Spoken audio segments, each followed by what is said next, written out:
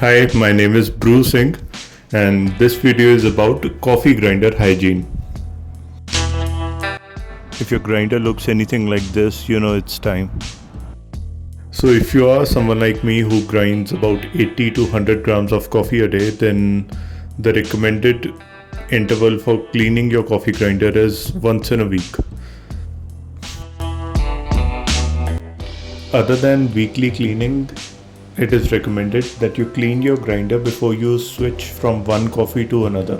So in my case, I'm switching from a dark roast to a light roast.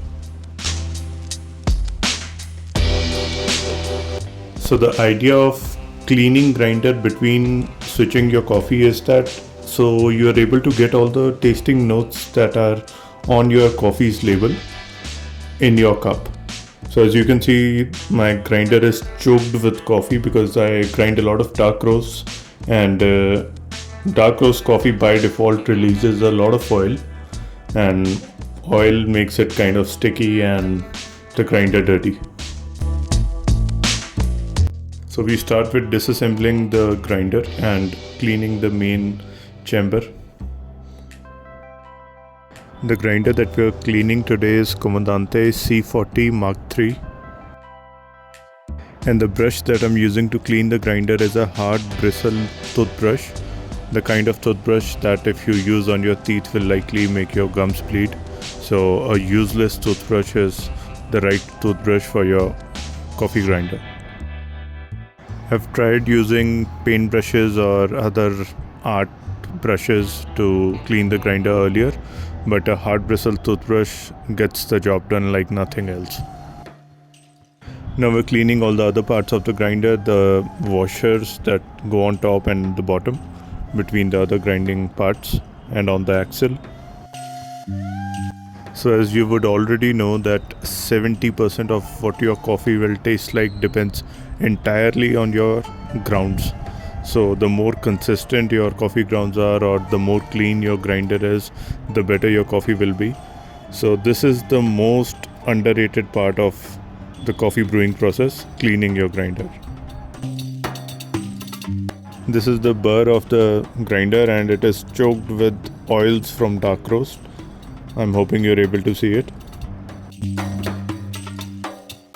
In case you have a ceramic burr grinder, a Hario grinder or anything of that sort, then that is the kind of grinder you can even wash with water or anything. But if you have a metal burr grinder like this one, it is recommended that you keep it as far away from moisture as possible.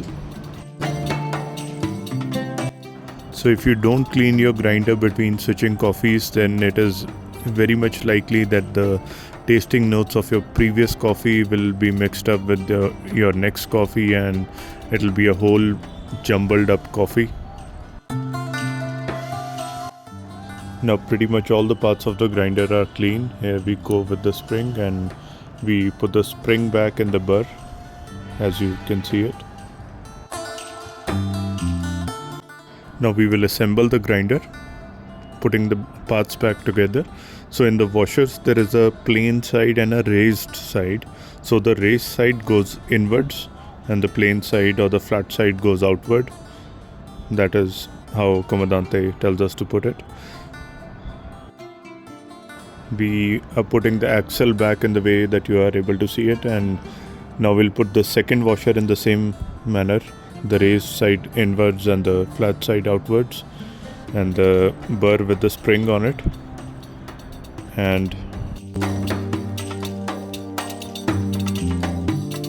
now we're putting the setting knob back on it, and we need to hold the burr down with one hand because the spring kind of pushes it out to create the right amount of tension that you need to grind the coffee. So now we're rotating it clockwise to put it back. There was one way to put it, this is the other way to put it. So you hold the knob with one hand and simply rotate the axle with the other hand, and this is obviously a lot quicker. We are done putting back the grinder here. Now I'm rotating the setting knob anti-clockwise to 27 clicks, so 27 tick-ticks anti-clockwise. That is the setting I need for my light roast coffee for AeroPress.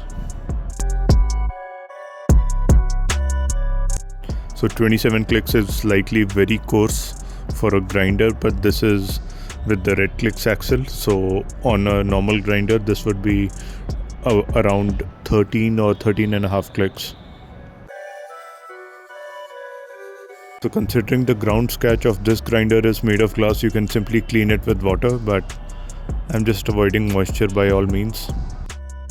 Thank you for watching.